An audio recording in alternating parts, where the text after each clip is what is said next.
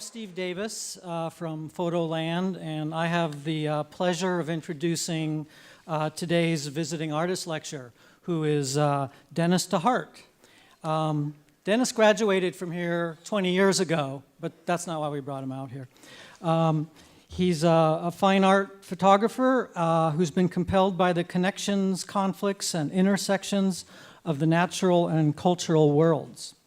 He has been exhibited in a diversity of venues, including group and solo exhibitions, regionally, nationally, and internationally. He's received grants from the New York State Council on the Arts and the Arizona Commission on the Arts.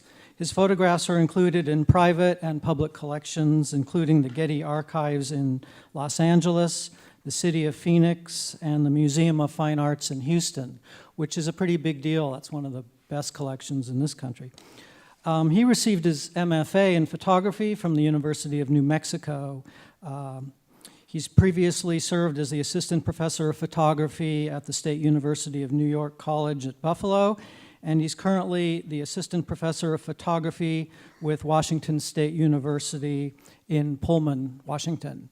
And it's sort of nice, I think, coming from that part of the area to be reminded that there's a lot of good and hardworking artists that don't live on the I-5 corridor that are still part of the Northwest. Very recently, from this summer forward, he exhibited in a solo exhibition in China at the Pingyao International Photography Festival, and then he went to Finland where he served a residency and participated in the Backlight Photography Festival at the Photographic Center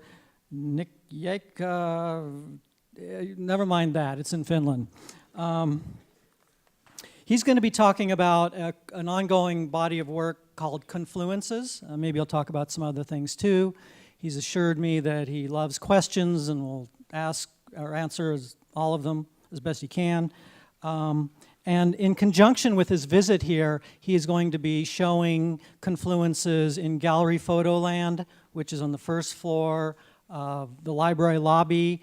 We're putting that up today. It might be a day or two before it's finally up, but I hope you can all come and look at the actual prints. They're going to be very different than seeing a digital projection. So, having said all that, please welcome Dennis Dehart.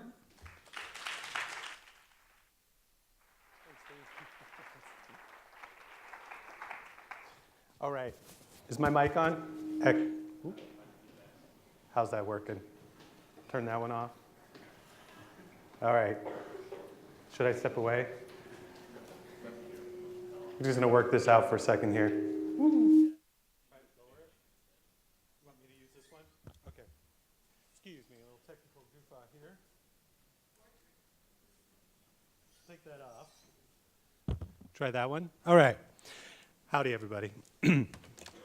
It's a real honor to be here. As Steve said, I graduated here in '93, and it's a real privilege to give a lecture in the same hall as like Nikki McClure, another wonderful artist. I wanted to thank Steve for bringing me out and the whole Photoland area. It was really nice to see the Photoland area today. I've lived all over the U.S. and traveled all over the world, and I have to say the facilities are top-notch and some of the best I've seen, and you guys are really lucky to have such great resources. I think I'm talking a little close here. Are we going to lower the lights a little bit? Can we do that? Thanks, I appreciate it. For some reason the lights feel really... Is it for the video is why we got it on? Or is... No, you can turn it off. Oh, do I do that? Well, I can show you on the podium. Thanks.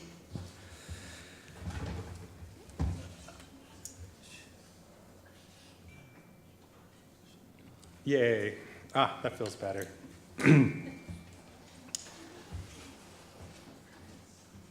So today I'm going to talk about my series Confluence. My training is actually in fine art photography. So the work today I'm going to show is an ongoing series, interconnected bodies of work. It's a bit of departure from a lot of the usual photography I do, but maybe I should back up. I don't do necessarily usual photography. I do different project-based works that all sort of have these interconnections of nature and culture. The image I put up here is an installation photograph of some images I just had up this fall at the WSU Art Museum from another series called Land of the Stratus. A lot of my work is I play with ideas of truth and representation. And so, like I said, this new body of work, Confluences, is much more, I guess I might say, documentary in terms of I'm using text, and it's much more straightforward than a lot of my other work. If you'd like to learn more about my other work, here's my website, DennisDehart.com. I have lots of bodies of work and other things that I've been up to. So with that, this is a map of the Columbia River drainage basin. And as Steve pointed out, I live in Moscow, Idaho, which is on the border of Oregon and Washington. It's in a region called the Palouse, which I'd like to think of as a bioregion. Like the Salish Sea is a bioregion. That's a term that recently came about in the last probably 10 years. I could be wrong on that. Anyhow, I live in the Palouse, which is a strong agriculture area in Washington State and Idaho. And so it's interesting teaching at Washington State University and living in the state of Idaho, because in a lot of ways the land is the land. It's a bioregion that's connected. There's no political borders according to the land. So the idea of Washington and Idaho are political notions that were made by humans, while the land is what it is. So here's a map of the Columbia River watershed. As you can see, I'm just above Lewiston, Idaho, and then we can see the confluence of the Columbia River actually starts at Lake Columbia, which is about 250 miles north of Spokane. And you can see Spokane there and about right in the middle. And you can see the Columbia River watershed's pretty large. It goes into Montana, covers 3-4 states, and it's really interconnected would be the best way to describe it. So it came about with Confluences. I started this project in January of 2013, so I've only been working on it for about 11 months now. And originally I showed some of the photographs to the editor, Josh Wallace, at Places. And Places is a journal that's actually focused on landscape architecture, urban design. It was originally started by MIT and Berkeley. And for the last decade or two, it was published in print form. And in the last year, they just went completely online. Anyway, the editor, Josh, had done a documentary on the Hanford area. And he'd worked with another man on this documentary called Arid Land. So he was actually very familiar with the region. And he was very excited about my work. So we talked, and we decided that I needed X amount of images to be published on Places with text. So in some respects, this work is influenced by the context that I was originally making this work for. And I began this talking about how I am trained as a fine artist. So a lot of my work is interdisciplinary. I traipse different boundaries. And so for this body of work, I'm definitely putting it in another context, because I'm not a trained architect, I'm not a trained ecologist or any of these things. I'm approaching this as a fine artist. And in the past, I've made a lot of different work with plant physiologists, which was called Slow Life, which traveled around the United States and was funded by the National Science Foundation. And that was a really rewarding project that I worked on for about 8 years. So as an artist, I do, as I've mentioned many times now, I do a lot of different kinds of projects. And for me, art's, and this is something I have to give Evergreen credit for, art's always been a vehicle for me to explore issues and ideas. And that, in a lot of ways, photography gives me that license to go out and explore. And why I need a camera, I'm not exactly sure, but that's the tool I use.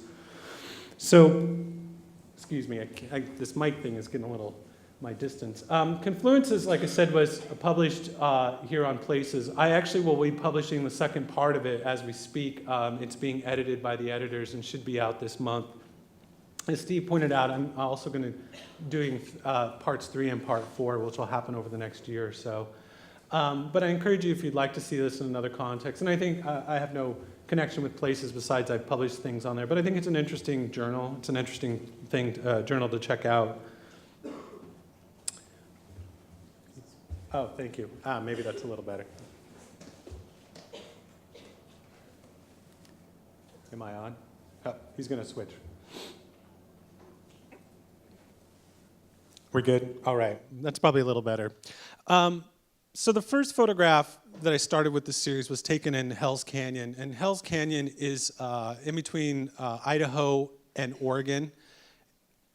It's stated that it's deeper than the Grand Canyon in certain parts. I'm not exactly sure how they measure that, but Hell's Canyon is very remote.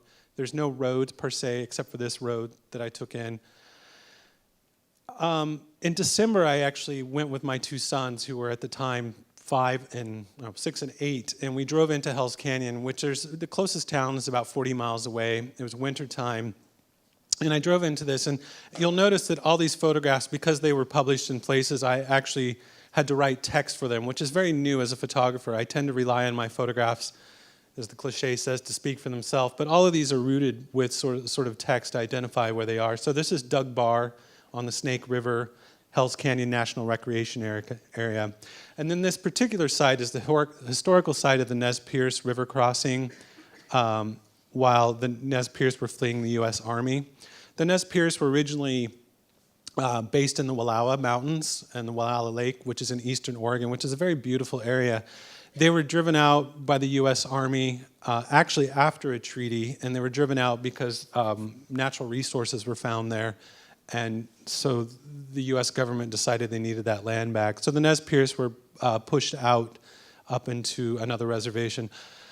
I think what struck me about this was sort of the presence and the absence. And I think that's something that I think a bit about with a lot of the landscape photographs I take, sort of this history that's happened here, this sort of tragedy in a lot of ways.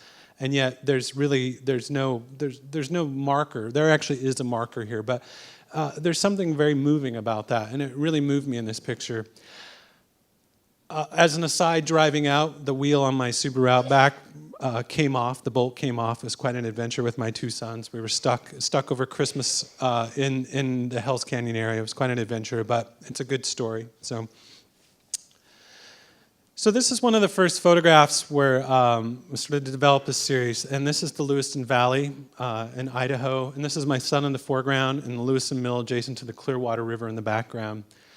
Now the idea of a confluence is that rivers are coming together, and so a confluence is typically when a river joins another river. So for example, the Snake River joins the Columbia River near the Tri-Cities, or the Clearwater River, which you can see next to the mill there, dumps into the Snake River. And so the idea that all these rivers are interconnected, I think it's an apt metaphor to talk about the interconnections of the landscape and how, in a lot of ways, everything is connected, that the rivers flow into each other. This was shot in winter, and I want to point out all these photographs for this first part were shot in sort of cold light from about January to April. And for those of you doing photography, this is sort of a desert light that's pretty cold, and in the summer it's pretty warm, and so a lot of these photographs are, the light quality affects the look of the photographs.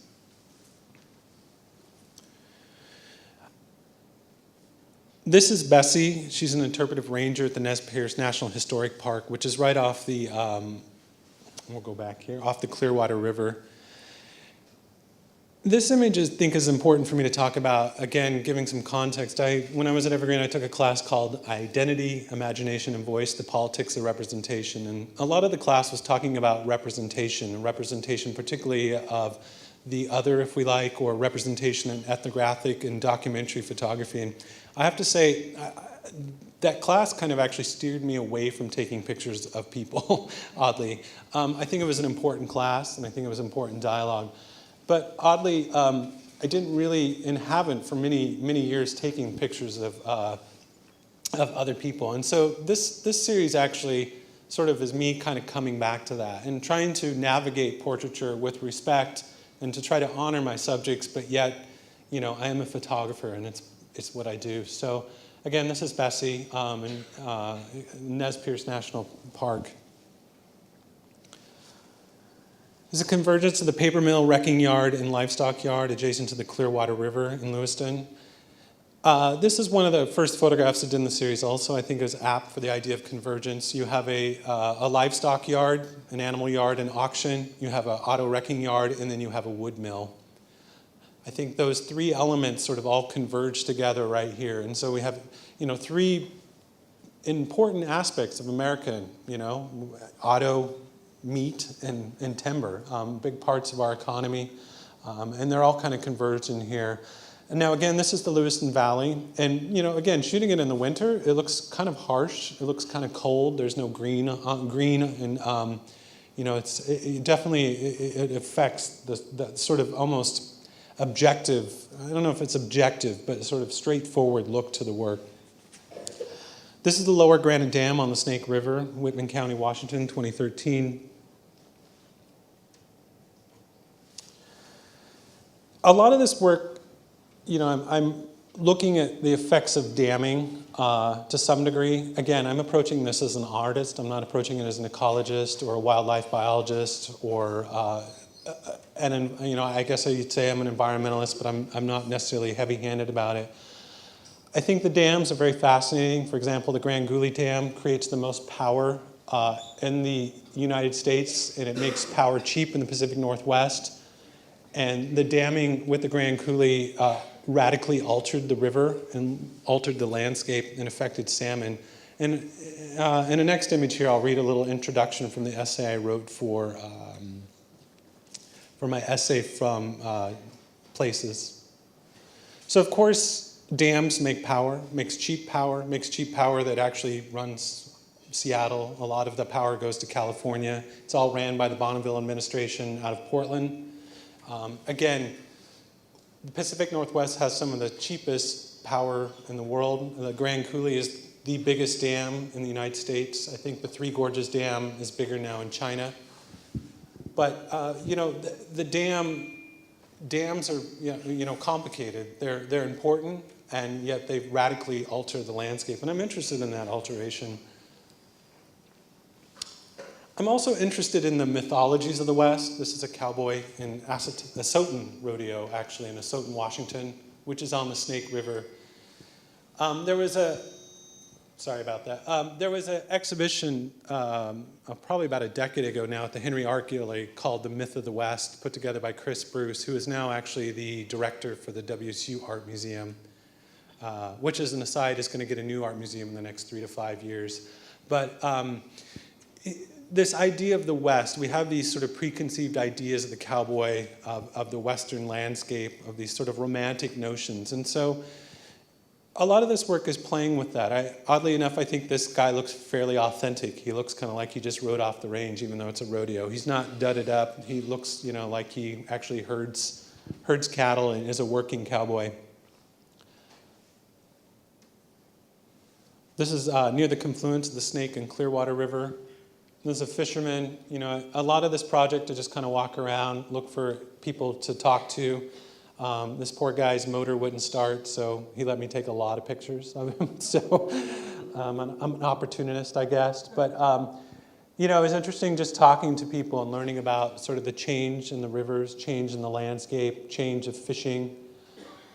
As an aside, the Snake River in Lewiston is the deepest inland import on the West Coast, inland waterway. Basically, all the wheat from the Palouse travels down the river. So it's about 465 miles. So it's the farthest inland seaport. So this is actually technically a seaport. And all of it, basically the rivers are highways for shipping, and they're controlled by the dams. So, it's interesting talking to this gentleman because obviously shipping and the exporting and importing affects the wildlife, the fishing, the waterways, it's all interconnected. This is a bathroom near the confluence of the Selway and Clearwater rivers. The Selway actually pours into the Clearwater about 120 miles east of Lewiston. And the Selway is actually some very pristine river. Idaho is actually some of the most wild country in the lower 48, some of the most undeveloped area. It's interesting, I'm actually a Washingtonian. I grew up in Washington and Oregon, so moving to Idaho was a bit of a shock for me. But I've kind of grown, I guess it wasn't a shock, but just more, it's a different place, and it has a different culture, a different way of looking at land management. For example, when you're out in Idaho, nothing's really marked. somebody's like, well, you go over that fence and you go around the corner and okay, and when you go hiking in Washington, everything is very clearly marked. You also are usually hiking with a couple hundred other people, it seems like. So Idaho is very wild in that way. This is the Selway River near the confluence of the Selway and the Clearwater rivers. Again, the Selway is fairly remote, pretty undeveloped. And I just wanted to read a little bit of the essay I wrote for this that I published in Places. It says, "This story begins with salmon eggs. In 2011, I was camping with my son Asher, then 5 years old, along the Selway River in north central Idaho. He's playing on the riverbanks where he reached into the water and pulled out a gelatinous mass of pinkish orbs. As he admired the orbs, both in horror and awe, I noticed a battered salmon thrashing in the river. It's going to attack my son, I thought, before realizing the ludicrousness of the idea. The salmon had just spawned and was preparing to die. In her final gesture, she had transferred her life to the eggs that were now in my son's inquisitive hands. This experience left a profound impression on me. The salmon had traveled some 700 miles through 8 dams and 4 rivers to return home and lay her eggs. In a simple gesture of curiosity, my son negated a portion of her efforts." That's just a part of the essay I wrote, but it was very moving to be there. I think you can intellectually read something and see that salmon travel 700 miles, that they go through all these dams, but then to actually sort of experience it firsthand, I think moved me in a lot of ways. And I think the Selway is a very unique place, and like I said, the Selway, you wouldn't think that what happens in the Pacific Ocean is affected all the way up in the Selway, but it does. For example, when salmon can't migrate up here, when they spawn, they die, they fertilize. For example, the ecosystem here. And now that there's less salmon, there's less fertilization, which has an effect. And so it's fascinating when you start thinking about all these interconnections and how something seemingly so far away is actually connected to something so close. This was taken in Bailey's Bar in Bonneville, Idaho. Bonneville is only probably about 20 miles from where I live, and Bonneville is one of those sort of tragic towns in my mind that is affected where there used to be a mill a long time ago. In fact, you can see it on the right there. We have the classic Rainier light sign. And of course, sort of the stereotype of a lot of Idahoans with the gun, we don't dial 911. There's perhaps a little truth to that.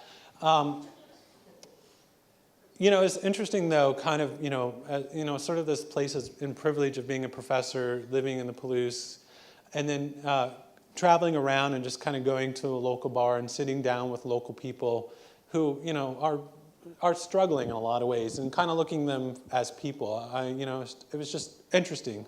You can also see, for some reason, the University of Idaho has this challenge where there's fraternities come out there kind of to slum it and sign their fraternity dollars. So that's what all that is up there.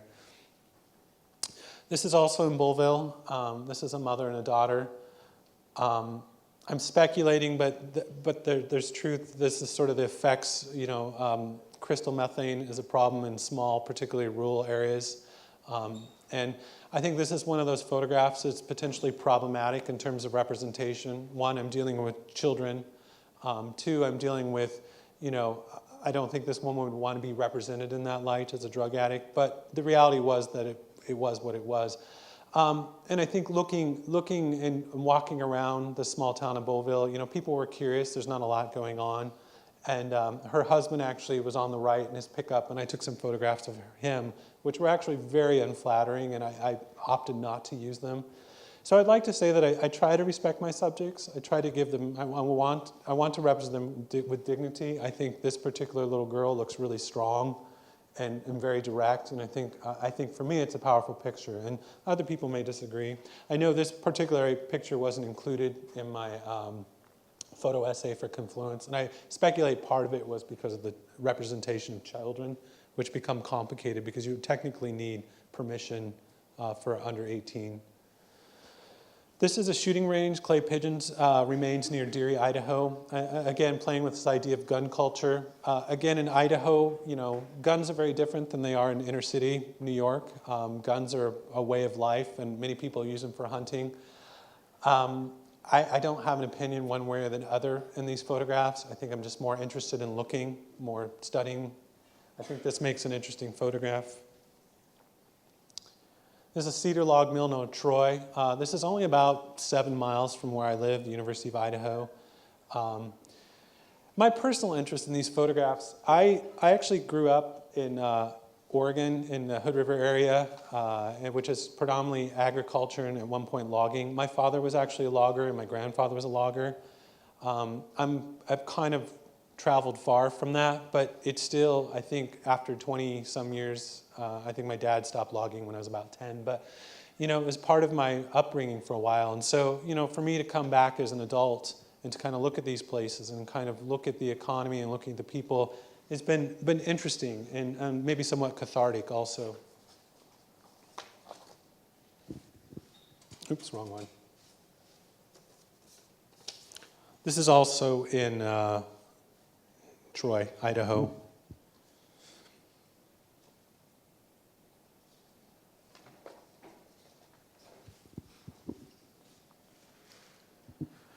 This is on the tip of the Coeur d'Alene Lake. The Coeur d'Alene lakes are huge. There's actually multiple lakes, and I'll talk about that more in my second part of this lecture, which is on the Coeur d'Alenes. This is a frozen lake here. These are boathouses, and it's near the trail of the Coeur d'Alenes, which again I'll talk about. So this photograph was probably a foray into my starting to explore, north in the Coeur d'Alenes, more into central Idaho and less in Washington. This is the Spokane River near the confluence of Massacre, Mill Creek, Spokane. Like a lot of things named Massacre Creek was because several Native Americans were hung there. They've recently, in the past 20 years, called it Mill Creek. It's fortunate or interesting, however you want to, unfortunate how things are named. Like Coeur d'Alene actually comes from French, comes from the trappers. A lot of things are Native American and French names in the eastern Washington and central Idaho. I think this, for me, again, is I saw this sign and I just thought it was such a great sign, but I also just sort of, if you can read it, it's not very sharp up here. The actual photograph is much sharper. Talks about, if there's sewage in the river. Now, this river is the Spokane River, which is, if you've not been to Spokane, actually, the Spokane River runs through Spokane and actually makes a really beautiful context to the town. I think the idea that Spokane has a river is a real beautiful asset to the city. This river actually dumps into the Columbia, actually, and so again, the rivers are connected. So it's at this point, this sewage is never going to go far, probably, but still, even the idea that that what happens here happens farther down is intriguing to me.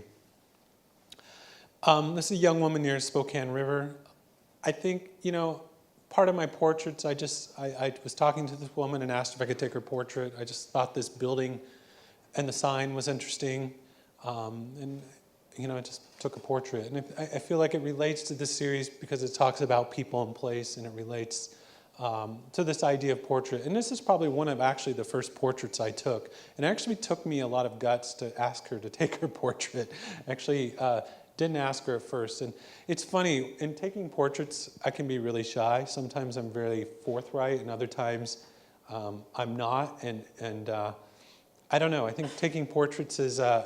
I really respect those people that can do it and do it well and do it consistently. Landscapes don't talk back. You don't have to communicate with them. This is a former hotel converted to apartments, Royal City, Washington. So we're moving away from Spokane, and now we're moving into the Columbia Basin. So in a lot of ways, I'm showing you a circle. We started in Snake River, we moved up the Clearwater and sort of circled over to Spokane, and now we're coming down to the Columbia Basin, which is right next to the Columbia River. Now, the Columbia Basin is actually a desert, and it's a bona fide desert, kind of like Arizona or New Mexico. The difference is it has the Columbia River run through it, and so that Columbia River is what irrigates most of the eastern Washington, and it's irrigated through canals.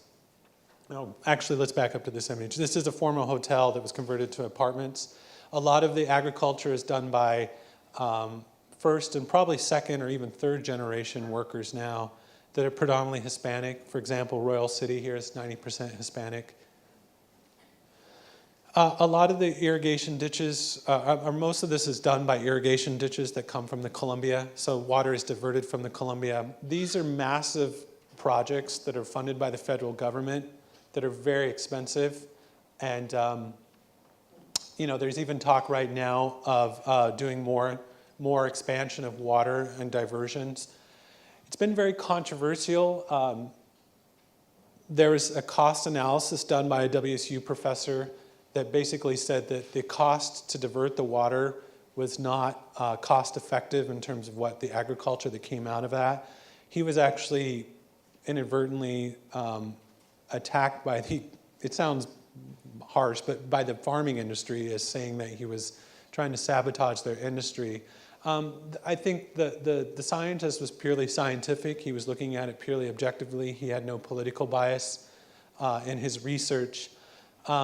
So a lot of these issues are emotional. These are people's livelihoods. These are you know, important issues to think about, and how we determine what money is diverted into these projects. You can see in the background here a dust storm. Because of the diversion, it's caused a lot of dust storms, a lot of the farming, and so you get these big storms whipping through. In the foreground here, for some reason, they're burning grass above this irrigation ditch. I'm not sure why.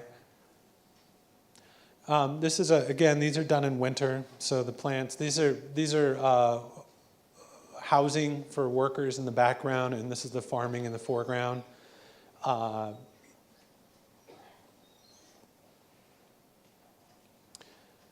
Melting ice on the fruit trees near Othello.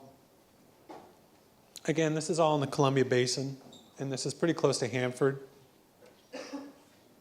Animal bones near Sand Hills, Cooley, Franklin County, Washington.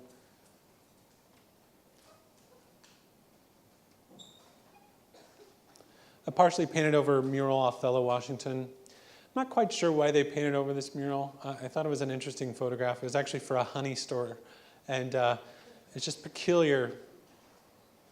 You know, so like I said before, part of my photography in this project is sort of this wanderlust, and that's a word I really love, wanderlust. It means to wander, and the writer Rebecca Solnit writes a lot about that. And so in these images, I'm definitely wandering around. You know, prior to this, I had no reason to go to Othello or Royal City, which are two places that I drive by every time I come to Seattle. I probably drove by both of them at least 20 times. This project actually made me stop and actually go to the towns and kind of look around and, you know, take a little closer look. And I'm glad I did. This is a Hanford Reach National Monument with the B reactor in the background, Grant County. Now, I prefaced this by saying that the editor I was working with had done a project on Hanford. And for most of you, I'm sure you know that the Hanford Nuclear Reservation is in eastern Washington at the Tri-Cities. It's got a really high concentration of PhDs. Basically, the Grand Coulee Dam is what powered Hanford during the Second World War to create the atomic bomb that we dropped on Japan. What's happened is we have a lot of contaminated soils and contaminated waters, and a lot of contamination, which is basically for our lifetimes and for many more generations, the whole point of Hanford will be to manage that toxic waste, and that's what most of the scientists will be doing there. So I don't know what they do per se in terms of development, but I know that they manage a lot of that. Now, the great thing about photography is this particular picture, the dead dog has nothing to do with Hanford there. I didn't throw it out there, I found it there, you know, the beer bottle, nothing to do with Hanford. But, you know, when I put Hanford and a dead dog together, all kind of things come to our brain. You know, for the most part, I'd like to believe our leaders and think that Hanford is as safe as it's going to be. And again, this dog has nothing to do with Hanford, but you know, in terms of a photograph, it's got a foreground and background. When I put B reactor, which is actually in the very background, and if you saw the real photograph as a print, you could see the reactor, which is being decommissioned, and you can actually take limited tours there now. And that is the Columbia River right there. And the Columbia River, as you all know, flows into Portland. And starts, of course, in Canada. I think this is both an interesting and kind of really weird thing that the Richland Bombers, that's what they're called. The high school is known as the Bombers, and they actually have a nuclear cloud on their football helmet. I wanted to get a picture of that, but it didn't happen to get it. And this is a mural painted on their high school. It really speaks to the economy of the town. It really speaks to what Richland is about in a lot of ways. I mean, it's a city built on the war industry, and I think that's fascinating, and it makes interesting juxtapositions. To me, it's kind of bizarre, but again, it is what it is. This caption on here is "Day's Pay." Here's on the nuclear reservation on the perimeter. Teaching at WSU, I get all kinds of students. In fact, one of my photo students right now was in the Army and was a guard at this reservation here. So it was interesting because I showed her, we were looking at these photographs the other day in preparation, and it was interesting to talk to her about her experience there. This is the Columbia Center Mall, Kennewick, Washington, in the foreground with the steam rising from the Hamler Nuclear Columbia Generation Station in the back, generating station, which if you can see it is right here. So this is shot in the morning. Oddly, Kennewick is, I don't know if anybody's from there, but it's a fairly affluent area. There's so many PhDs concentrated there and so much education that it is fairly affluent. There's really nice houses, and it's all centered around the nuclear industry. This is the Umatilla Chemical Depot. Umatilla has been decommissioned. Umatilla is near the Columbia River and also near the Umatilla River. As I said, they're slowly decommissioning it. I don't know what that means. I don't totally believe it's being decommissioned. There's probably so much chemicals buried in the land. I don't know if they'd ever get rid of it, but to the public, that's what's happening. And this is actually technically in Oregon, so it's right on the Columbia River, right when you cross from Washington. This is near Richland, tires. Near Hanford. Near the confluence of the Snake and the Columbia River. This is actually right where the Snake River dumps into the Columbia, and you can see the Tri-Cities in the far background. And this is a former hydroplane racer and fan at Soap Lake, Washington. I would never have known this until I did some research and reading that the Columbia River, there's hydroplaning, hydroplane racing is a big deal, and they actually lower and raise the river to accommodate the racing, and it's a big part of the culture there. So, it's interesting driving around and kind of looking at these guys. Not necessarily my interest, but it was kind of like race cars. They were very interested in that. This is the Basalt Formations on the Columbia River near the Bonneville Dam. Basalt is a lot of the stone, as you know, because of the dams, or maybe not. The landscape's totally been altered, and a lot of what's now was above water is below water, and vice versa. And these two characters are part of superstition at Soap Lake. We're winding down this part of the Confluence series. As I mentioned at the beginning, I live in the Palouse, and this is an arbitrary field with a spring creek on the Palouse region, on the border of Washington and Idaho. The Palouse is a major wheat and agriculture, and its primary export, oddly enough, is to Asia, to China and to Japan. And most of this wheat is barged down the Columbia River and the Snake River. So I began by showing you the Snake River and the valley there, and most of this is all barged down that. And so that river is, the river is a very important part of the trade. Now, with the dams, basically, the dams tame the river. And so there's a term we call behind the dams, it's called slack water. And so the rivers are slowed down with the dams and creates what they call large lakes. And the large lakes, of course, are much easier to navigate when you're shipping. If they were free-flowing rivers, of course, it would affect the barging.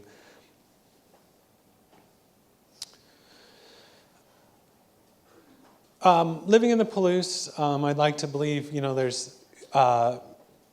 there's management and the chemicals and pesticides using, but it's still, when you drive by these big trains full of chemicals, and so you kind of wonder what exactly goes into all that.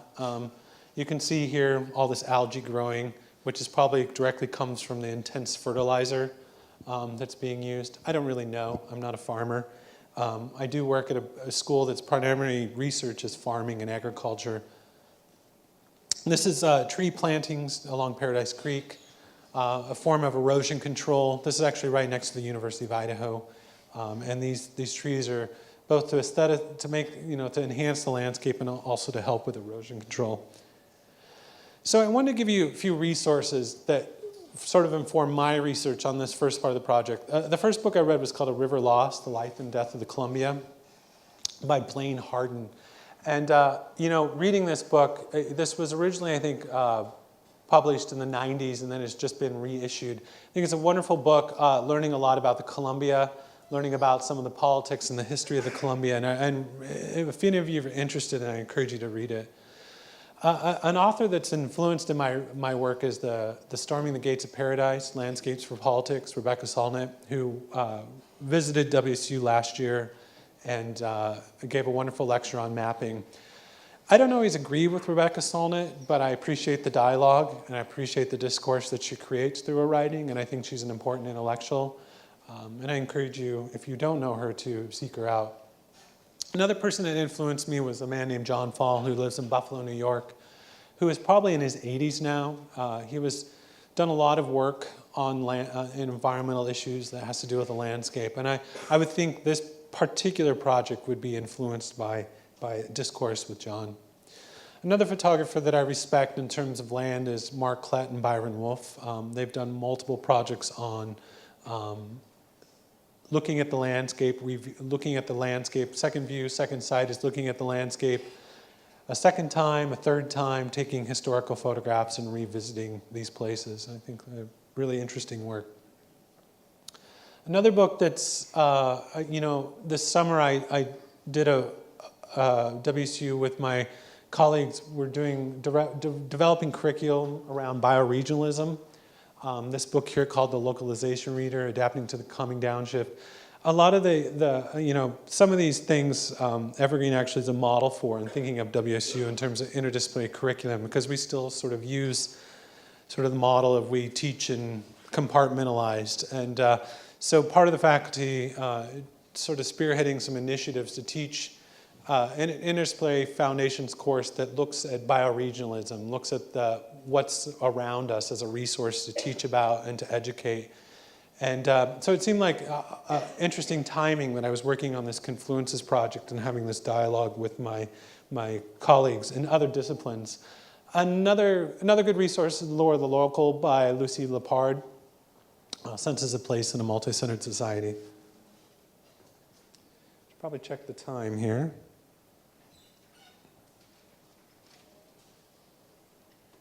Uh-oh, I'm going slow here. I better hurry up. So we're on the Coeur d'Alene Watershed now. And here we have the Coeur d'Alene Watershed. We can see Oregon, Washington, and Idaho, and you can see the red square and the red square up here. And I'm particularly focusing on both the Silver Valley and, again, the Coeur d'Alene Watershed, which is a vast expanse of interconnected water. And here's another map along the 90 and the watershed. I begin with this photograph. A lot of this work was influenced by both a personal friend and a water research scientist, storyteller, historian, activist, and artist, Mark Solomon. And Mark's originally from New York and is in his 60s now. And he invited me originally, along with him and a group of about 8 scientists, to explore the Coeur d'Alene watershed. I love Mark's sense of humor. He is actually a real logger. He tore down the biggest old mill in Idaho called the Potlatch. Mark is a very unique person who knows a lot about the region.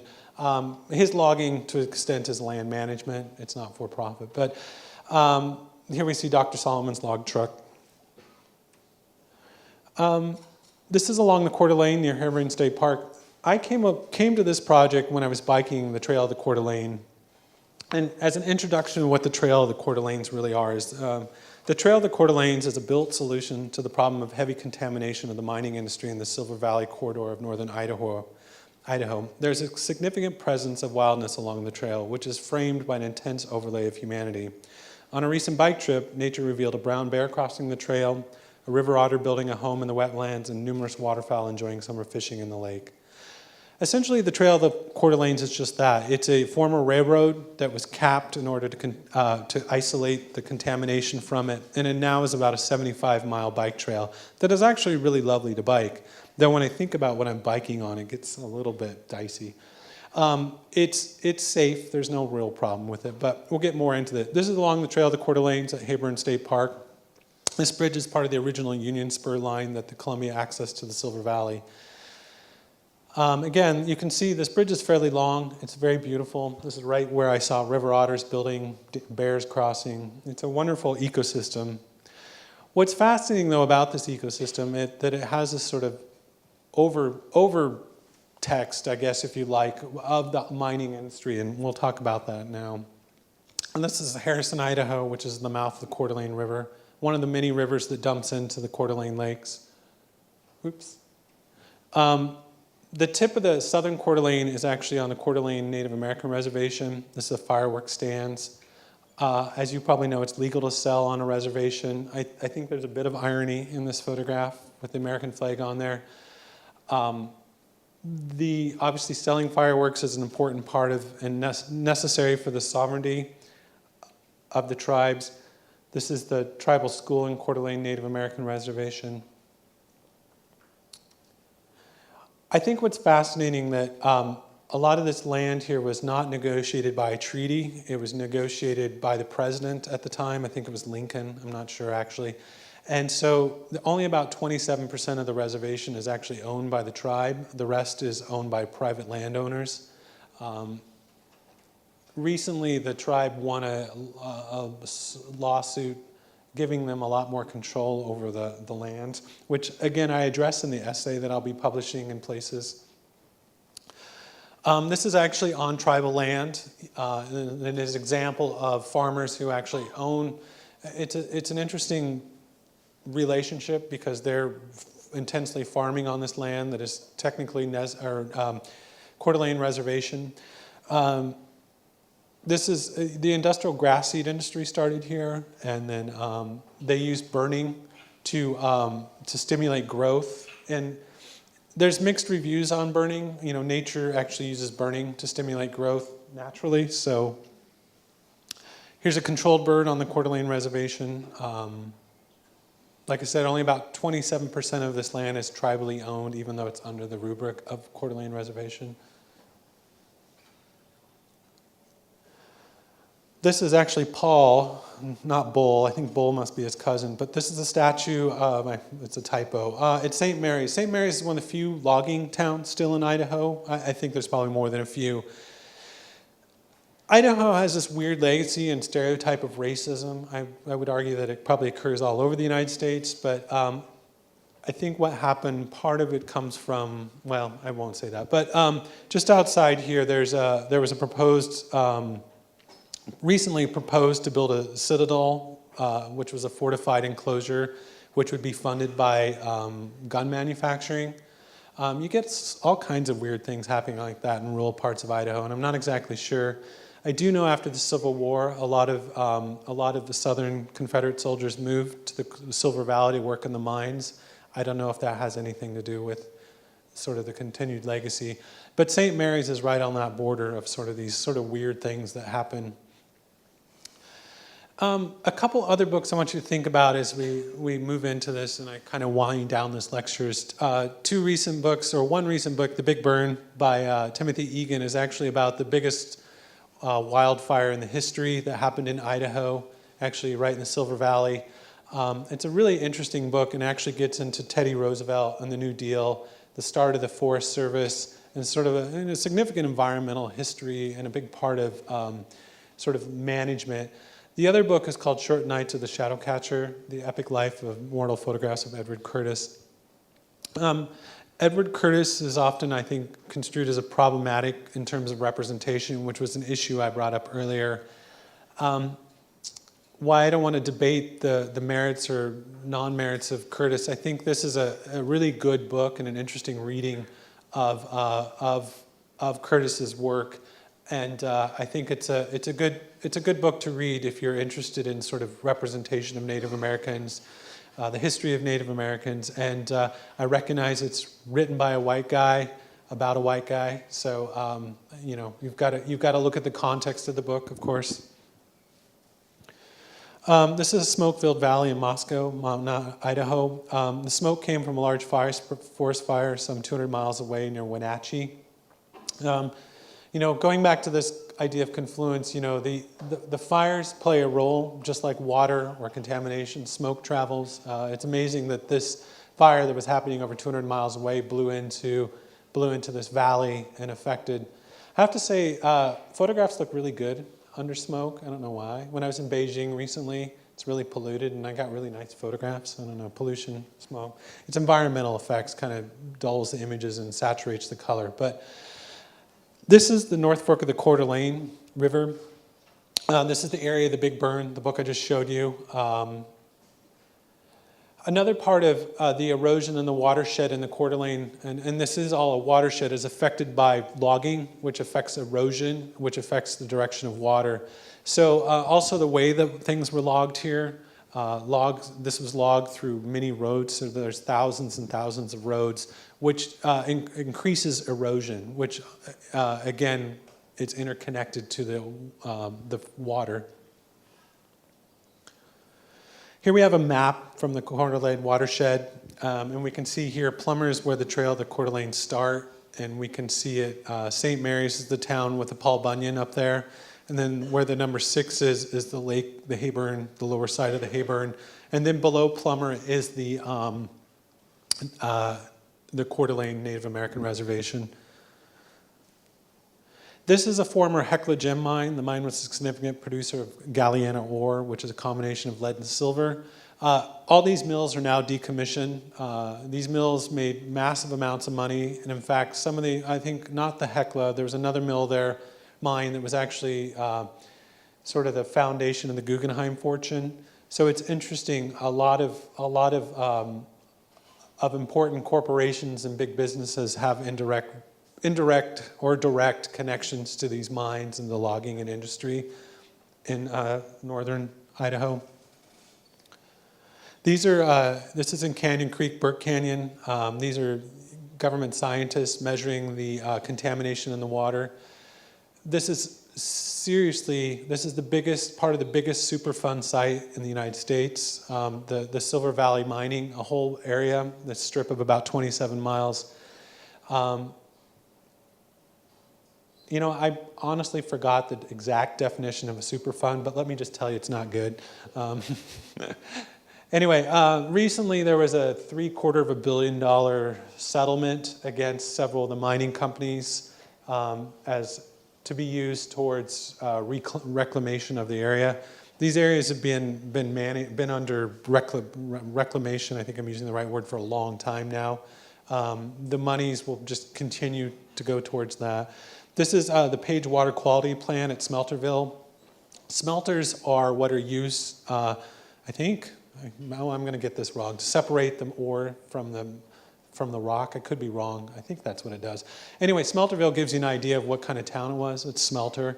And the next picture here, all the soil from a foot down had to be removed all along the Silver Valley.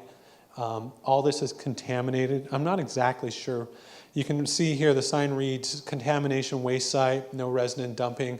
So this is purely for contaminated, and it came from the smelters. And so this whole valley, the soil was scraped down a foot, all the trees, all the foliage, wood, all of that is contaminated. I'm not sure the full extent of this here. You know, again, not being a scientist, I couldn't answer some of these things. You know, for me, it's more just looking, maybe becoming conscious of this. This is the summer on the Galiana Ridge looking into North Kellogg, Idaho, and the ridge is currently being turned into a housing development. You can see in the far over there, Kellogg is actually now redeveloping itself as a recreational area. Tourism has the longest gondola, I think, in the United States, and has a ski resort. And oddly enough, I don't blame Kellogg. Nobody really wants you to know about this information. It's not really, nobody's really trying to hide it, but they're not trying to disclose it either. I would never have known this actually unless I started talking to some of my science friends. Most of the economy is actually based here on tourism and environmental cleanup. So that's the two major industries in here now. Here you can see Osbern Flats filled with tailings circling around 1900. So these tailings were all contaminated water. You can see where all the trees were coming down or ripped out. Here's the wetlands just off the Interstate 90. The wetlands do act as a kind of buffer to the Coeur d'Alene lakes. And this is near the Cataldo Mission. We're winding up here towards the end. This is in the town of Kellogg again. This is a small house. And again, this is where the site of where all these soils were taken down a foot to eliminate the contaminated soil, which came from the smelters. And we will get to the smelter. In Elks Building. Again, this was a photo essay I published. So, part of the work is also giving you a sense of place, a sense of context, and taking liberties with sort of the iconography of the West. St. Joe's River, we can see the railroad.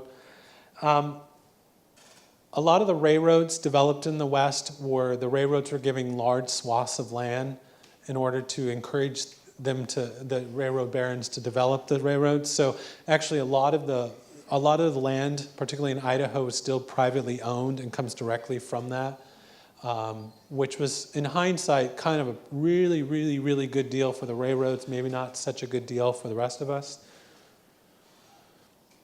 This is the Metamont. This is a heavily contaminated area. Looks pretty nice to me. When you go there, it looks fairly beautiful. What happens is a lot of these heavy ores settle down into the mud, and they're fairly stable until floods come or heavy rains, and then they get stirred up and they start moving. And that's a lot where the contamination goes. They found contamination all the way to Lake Roosevelt, which is in Washington, which is, about 50 miles away. Here's an abandoned house near that. This is the site of Uncle Bunker. Uncle Bunker is what the former mining Bunker Hill was known as. They called him Uncle Bunker because everybody in the mining industry was dependent on the Bunker Hill mining for their education, for school.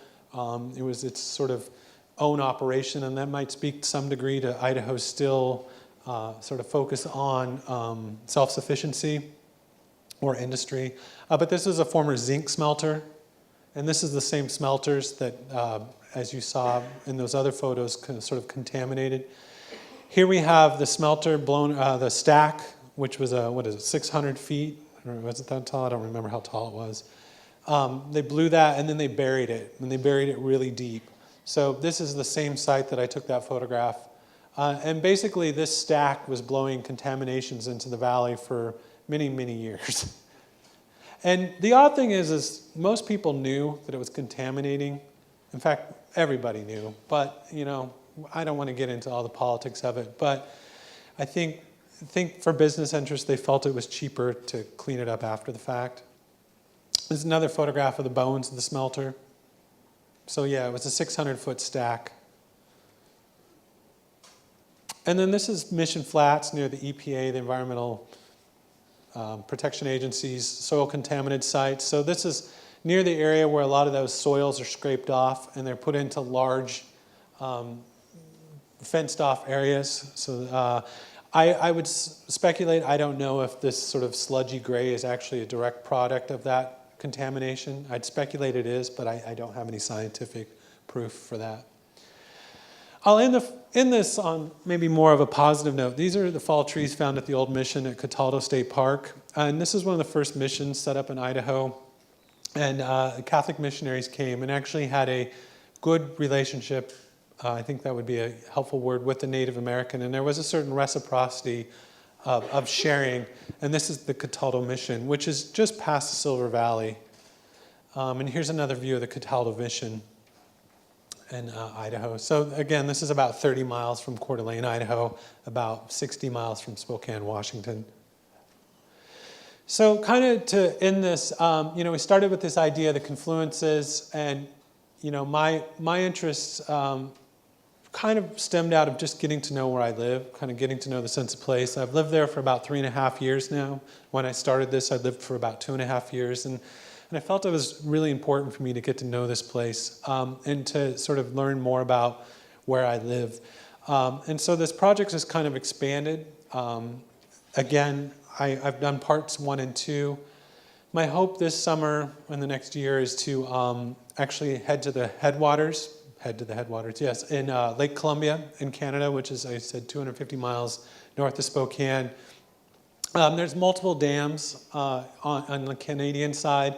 It actually just recently, the treaty between the United States and Canada was renegotiated.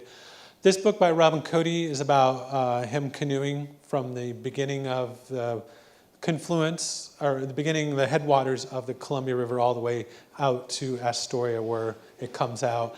I don't have an interest in canoeing it, but it's a fascinating book. It's a very interesting book. And the last book I will end this on is this wonderful book called Wild Beauty, Photographs of the Columbia River Gorge, 1867 to 1957. And I actually grew up in the Columbia River Gorge, as I mentioned. And I hope to do part 4 in the Columbia River Gorge near the Hood River, the Klickitat, the Wishram, the Stevenson River, all these different rivers in there. And but this book is really compelling because it's photographs of the landscape before the dams came through. And it's fascinating to think that the dams came through in both my father and my grandfather, obviously, in my father's lifetime. And so they've seen this dramatic change and the reconfiguration of the landscape. So I think this is a great book to learn about history. There's beautiful photographs in it. It's an art book. It's printed on really heavy paper and really beautiful. So with that, are there questions?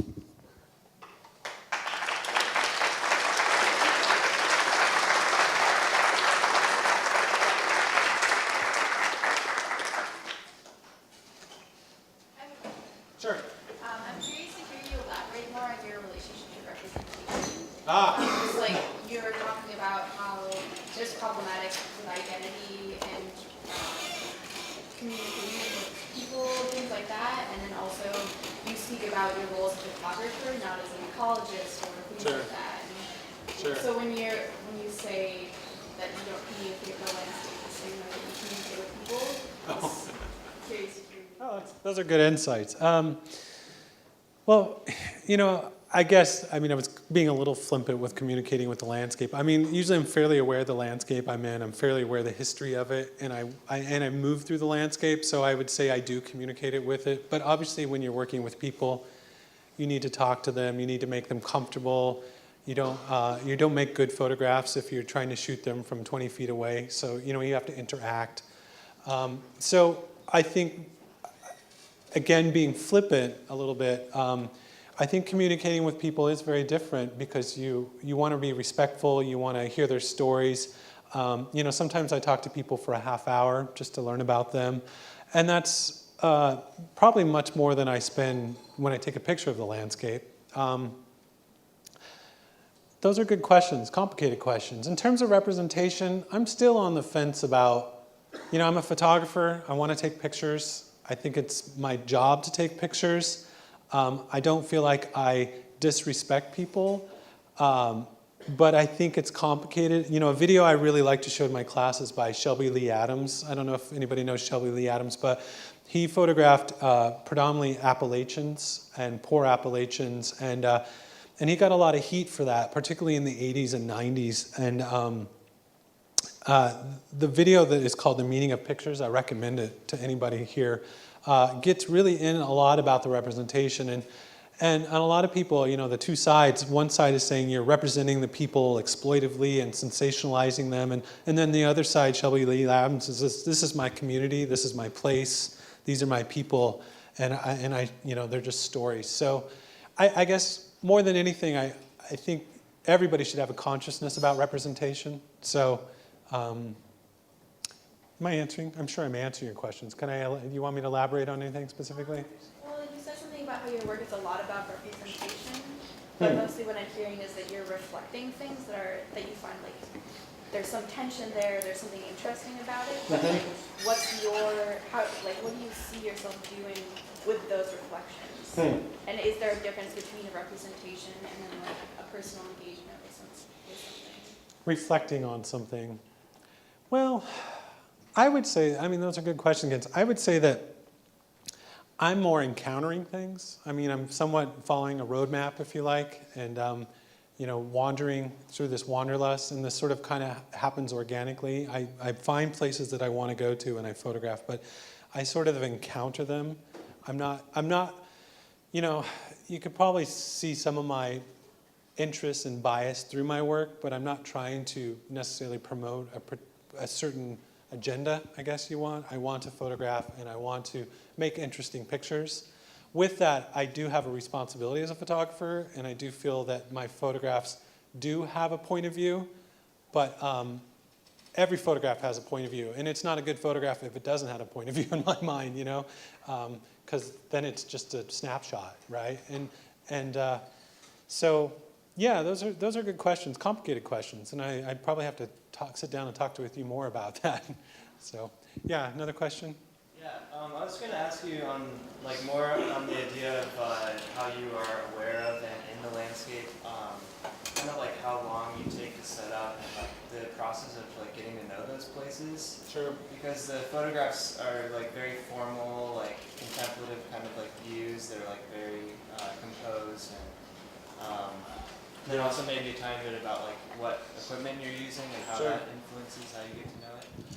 Yeah, the first Confluences was actually shot with a medium format digital camera. Most of it was on a tripod, so that probably lends somewhat to the formality. The second project was actually shot more handheld with a Nikon D700 and a wider angle. So in terms of my connection or looking, you know, I think you know, part of putting a camera on a tripod automatically makes you slow down. Kind of have to. You have to set it up. You have to spend a little time with it. Equally, you know, John Fall made a crack once. I mentioned John Fall either. I said, "Man, you must really travel around with your photographs." He said, "Yeah, I at least go 100 foot for my car." And I was like, you know, and he was being a little flippant about it. But I do drive a lot, unfortunately. Or, you know, I do hike, but not. A lot of these photographs are shot either from on a bike, I'm biking, or not on a bike, but I get off the bike and photograph, or when I'm driving, or I run up hills. I do look for vantage points and such, but yeah, there is a certain formality with the tripod, and the camera is slower. But it is interesting, the different processes and the different ways of working. I think technology has got such that I can actually handhold pictures, make decent pictures with a wide-angle camera lens that I couldn't before. So. But with the medium format, I shoot a really low ISO, a 50 ISO, which is really hard to handhold. So, yeah. And then I noticed like a backpacking in the photograph of Smoke-Filled Valley. So, or maybe not, but I was going to ask if that was a backpack. Yeah, I carry things in backpack. In fact, I have a camera in my backpack right now. And I was actually just in Finland, and I carried everything in a backpack. I have a small tripod that breaks down. And the medium format is not much smaller, much bigger than a DSLR. And so I have to say, you know, like in Sweden, I was photographing with the medium format and made awful pictures. It's not a quick camera. You know, it's you know, other people probably use it. It takes time, you know, it's a slow camera, and so it requires you to slow down. The SLR, on the other hand, the Nikon is a little quicker. I can pull it out and make quicker photographs, partly because I can handhold. But I think those are good questions. I think they do speak to the process a little bit. I think they speak to the quality of the images. I also, you know, I wonder about just the, you know, like you can see in the two series, the second part is a lot warmer, and because it was shot in the spring and the summer. The first part is a lot colder, and that's going to affect how you read the images and things also. So, other questions? Yeah. Can you talk a bit about your editing process for your photographs? Good question. Obviously, editing is a huge part of photography. I shoot a lot of pictures. You know, in this day and age, there's the digital capture, and then there's the importing and converting, and then there's the actual editing. So the converting, you know, these are digital files converted through software and then edited. So if we're talking about how I select the images is one thing, and then we're talking about how I edit them for tone and density and contrast is another thing. How I choose the images for content, often, part of that is actually, I've been, I guess in some ways, fortunate to be working with an editor on this project, and that's been a different experience. It's been kind of collaborative in that way. And as I mentioned, like the editor didn't include like the pictures with children in there, and that maybe was a choice probably partly out of his context, that there were just, you know, the legalities behind it. And I actually thought that was one of my stronger portraits. You know, part of it sometimes is, there's a lot of reasons why I choose what I choose. You know, that's a good question. I was just actually just reflecting on that recently, because it's so easy to want to just pick your best pictures. And as an art photographer, like the stuff I shot in Finland this year, I'm just picking the pictures that I really like because of the light and the quality and the warmth and the density and the volume and what it means to me. And these pictures, because it's more documentary, have to be selected differently, you know? So it's more about the story, making a bigger portrait. And so the choices are much different. But I think that's a really good question. I think editing happens in a lot of different ways. And then in terms of editing formally, the contrast, density, and all that, I struggle with that. Particularly a lot of that first series was shot in really bright light. And I don't like bright light to photograph, and most photographers don't. So it was actually really hard for me to edit. And I'm still, a lot of them are still kind of flat to me. And so I think, you know, in this project, I kind of maybe gave up some of my sensibilities as a photographer in order to tell a story, maybe. And I don't think I gave up anything, but I'm just doing something different with the images, is maybe a different way of saying that. So, other questions? Yes, sir. And notice that, like, I kind of want to, I'm curious about your relationship with these pictures that you take that come up every once in a while. Like, there's like the mural with the bear and the hunter, and there's the bathroom with the arranged images, and then there's like the bar with the money. It's like, I feel like you have this series of all these images of these like landscapes, and there's like depth in these places, and then you have these like 2D like flat images of like drawings or something that was like constructed by another person. I'm curious about your relationship with that and how you feel it ties in with the other. Well, I think for me, it kind of goes back into that story. I also think of these images, I'm kind of weaving a narrative, like putting things together. I think it's also a contemporary strategy that I've seen photographers use more recently, kind of mixing different genres. In fact, I was just in Finland, and I was hanging out with a Swiss. She's actually Swiss, but lives in Berlin, and she speaks French. Okay. Anyway, so the long story, she actually was kind of she was talking to another person, and she did portraitures, and then she did landscapes, and she kind of kept them in little boxes, you know what I mean? She said, got my portrait over here, my landscape over here, my still life over here. And her theory was like, why don't you just put them all together? They look much more interesting. And I thought that was, I don't quite do it that flippantly, but for me, I think it speaks like, for example, the bar, I think speaks a lot about that place through the still life, you know what I mean? It's like, it is a still life, and it speaks a little bit about the culture, it speaks a little bit about the people. It's full of information, you know, and so it's informational in that way. And I don't know, I think it just also adds, I would hope, a little bit of interest, diversity to the photographs, gives you another angle, if you like. So I'd like to actually include more. And actually, just as an aside, I've been working more and more on still life, so it's kind of where my artistic work is going. I really love still lifes, the light and the quality of light and textures and all that kind of stuff. So thank you for the question. Yes, ma'am. Oh, yeah, I think you. Sorry. I was wondering, in this weaving of narratives that you do with your photography, with, I guess, your kind of, your intersections of culture and of landscape, can neutrality really exist in the construction of narratives? That's a question I have, and then also an observation to branch off of that. I noticed that when you talk about these photographs, and especially the ones that depict people, there's like, or the dog bones, for instance, there's like a recognition of the fact that those photographs aren't neutral. but then the claim that they are as a preface to showing them. Sure. And I was wondering if you could talk about Sure. the narrative within the presentation of the photographs with artists and then without. I think those are all really good questions, and I think, yeah, I mean, I was joking with Steve this morning, but I think even the word documentary is problematic. I mean, they're not documentary photographs in the strictest sense. I mean, they're constructed, and like the dog is definitely taking a point of view. And I think as a photographer, like I said earlier, if you're not taking some sort of point of view, they're really probably not going to be interesting photographs. That photograph particularly has just a foreground background. It builds layers of the photograph. And when I came across it, it was like, you know, it's a little bit maybe underhanded in some ways, but it's effective, I guess. I don't believe in neutrality of photography. I never have. I've always, you know, I think most everybody here would agree with that. We're all pretty smart and pretty savvy. But yet we don't, but yet we do. We still believe in photographs, but we don't. So there's this weird sort of tension, I think, between that, which I think is kind of peculiar. Like, on one hand, we know that they're constructions. On the other hand, we still believe them. I mean, that's true, though, don't you think? No, I do. You know, it's like, yeah. So I guess I'm curious as to with your awareness of that funny, I guess, catch-22. My awareness? Well, I don't know if it's a catch-22, but your awareness of, you know, this like crisis of representation Sure. and stuff, and I don't know, how documentary is even like a fruitful term.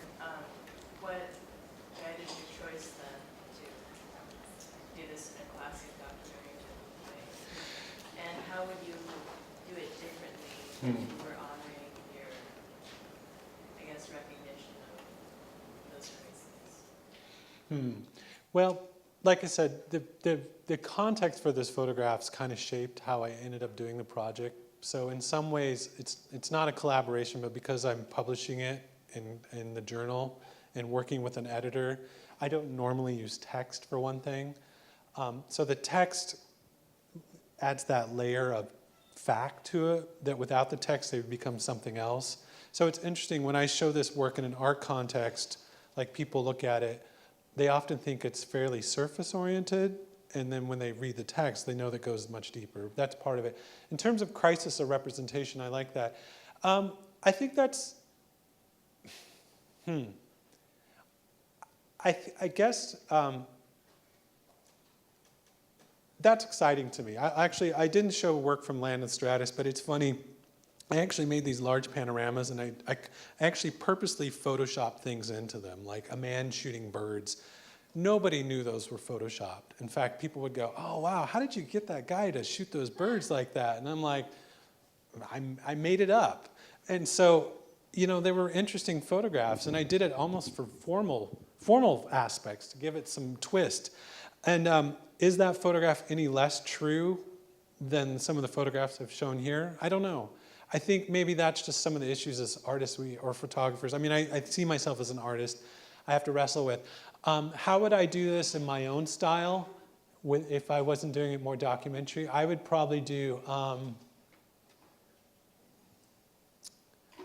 I would probably isolate myself more in a very contained area and work more with qualities of light and qualities of place and qualities of maybe more a subjective experience as opposed to an objective looking, even though they're not particularly objective. Yeah. Yeah, I guess what I mean is how would you have kind of created,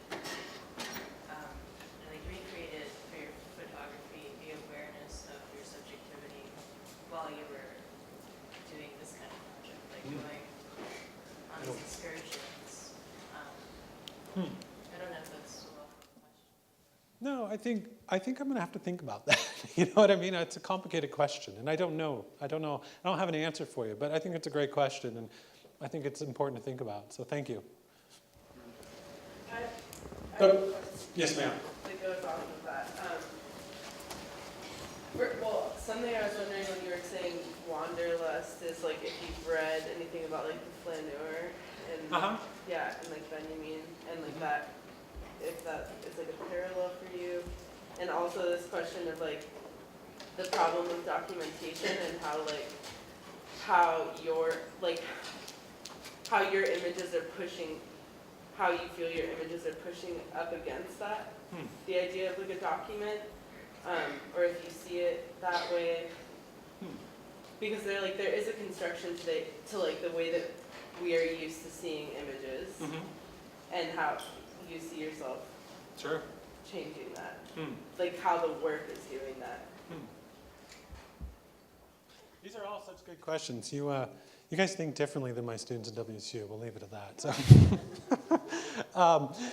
anywho, those are good questions. You know, I don't know if I'm going to answer your question. You know, one of the things I took away from Benjamin's Arcades project is the idea of in the 19th century how the cities developed and we kind of became anonymous. The first time the city, you could be anonymous, an anonymous looker, and kind of wander around the city. And that was something very new. And so this new idea of subjectivity. In terms of, you're talking about the flaneur, you know, I had to read that in grad school. I even wrote a paper on it. I botched it really bad. So I don't know if how good I totally understand your question. I think it's a very good question. And, you know, I honestly don't know quite how to answer it, but I think it's a great question. Thank you. So, other questions? I had one up there. Yeah, can you speak some more about your decision-making process with using digital as opposed to film? My last project before, when I lived on Orcas Island for 2 years after I left New York, and I shot predominantly in film, 4x5 and 6.7. I think film has its strengths and weaknesses. Part of it is just process, time, aesthetics, cost. I don't think digital is particularly cheaper than film necessarily. There's nothing there. Digital is not cheap. I'm not shooting with a cheap camera. I'm not using cheap computers. I think it's a choice. I think when it comes down to it, I think a lot of it's process. Maybe that is what it is. When I was on Orcas, I had more time. I developed the film in my bathroom. It really made me slow down. I'd bike with my 4x5 and go set it up. And I really enjoyed that process, that time to contemplate, to set things up, to look. Shooting digital, I have to think differently. You know, I have to expose for the highlights as opposed to expose for shadows, kind of, you know, completely different way of thinking in my brain. Also, I think just product of time, my time, our time, you know, it's the tools that I'm learning, you know, getting better at using, knowing. So I don't know. I think it comes down to process, a lot of it for me. Thank you. Yeah, the question up there? Oh, no. Thought I saw a hand. Anybody else? Oh, it's about that time. You guys all want to go eat or do whatever. So thank you very much. I appreciate it.